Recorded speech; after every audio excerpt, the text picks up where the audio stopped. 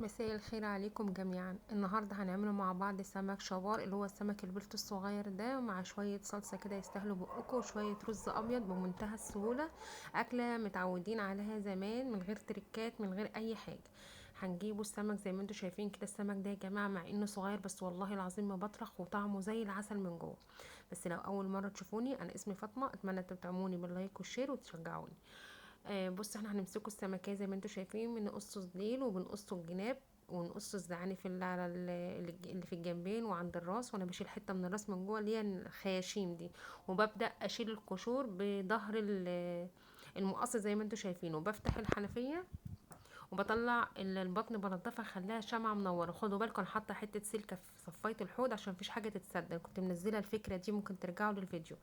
بصوا بقول لكم ان هو كله بطاريخ من جوه. بص السمكيه بيضه شمعة منوره.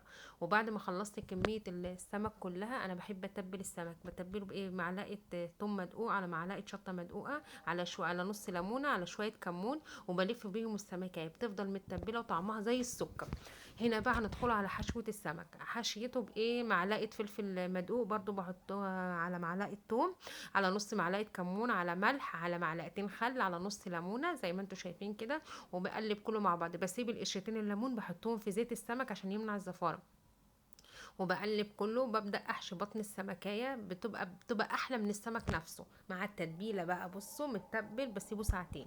ببدأ احطه في الدقيق هنا. بضيف عليه معلقة نشا عشان تعمل قرمشة في السمكية من فوق، في الطبقة الفوق يعني. وهتاكلوا شويه سمك ان شاء الله يعجبكم. بصوا بتبله هنا وهنا. ما تنسوش معلقه النشا، جربوها. هنا بنجيب زيت سخن على النار، بنحط فيه قشرتين الليمون. انا قلت لكم ما ترموش الليمون، بيشيل الزفاره، بيخلي ريحه السمك، بس يعني بتستفادوا من ناحيتين. بتبداي تقليه في الزيت زي ما انت شايفه كده، بتحمريه. بص معلقه النشا خلته محمر وعملته طبقه من فوق ان هي مقرمشه. جربوها ورايا ان شاء الله تعجبكم.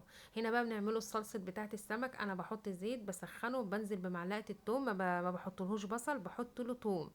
وبقلب وبنزل بالطماطم زي ما انتوا شايفه كده. وبقطع قرن فلفل سبايسي ونص معلقه كزبره ونص معلقه كمون وشويه الملح، وبسيبهم يتسبكوا. بيطلع معانا احلى سمك زي ما انتوا شايفين كده، ويستاهلوا بقكم. بالف هنا عليكم. ما تنسونيش في اللايك والشير. سلام عليكم.